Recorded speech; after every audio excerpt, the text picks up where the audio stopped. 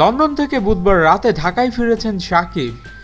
ঢাকায় এসে ভক্তদের ধন্যবাদ জানিয়েছেন এবং ভক্তদের পাশে থাকার অনুরোধ জানিয়ে শাকিব খান বলেন, ভক্তরা পাশে থাকলে আমি ভালো সিনেমা করার সাহস পাব।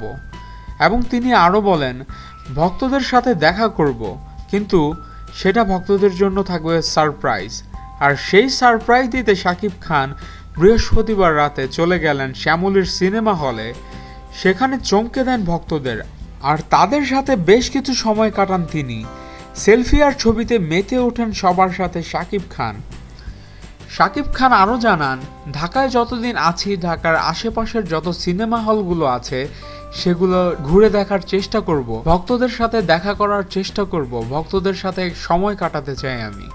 নবাব সিনেমাটি যারা এখনো দেখেনি তাদেরকে নবাব সিনেমা দেখার আমন্ত্রণ জানিয়েছেন শাকিব।